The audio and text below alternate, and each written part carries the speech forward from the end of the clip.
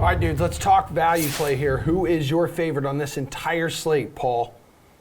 Three guys stand out for me. Brayden Schenn, $4,200, 7 goals, 4 helpers in his last 10 games played. He's averaged almost 12 DraftKings points per game in that stretch, and that should be the floor tonight against Philadelphia. Sam Reinhart for Florida, $4,900.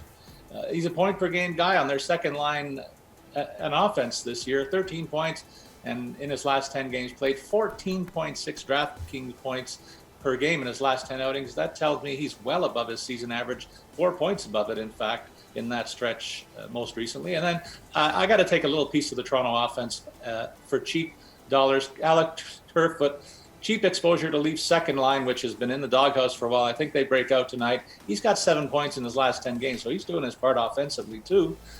In the throes of that slump for the rest of the other guys. And I don't believe another third-string goalie is going to limit Toronto's offense tonight on back-to-back nights. Do you think?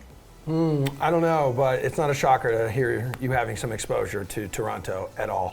Let's go, Pete. Favorite value play on this entire slate, dude?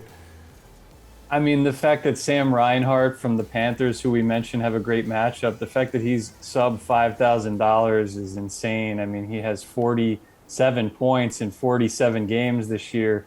And I mentioned how he's playing on the third line with Mason Marchment, Anton Lundell, arguably the best third line in the league.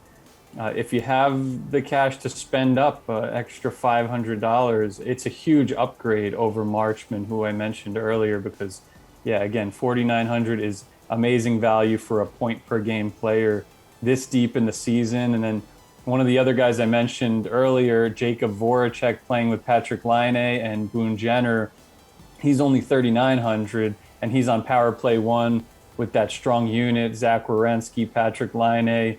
They've been cooking lately. So, yeah, maybe sprinkle in a little more Columbus action.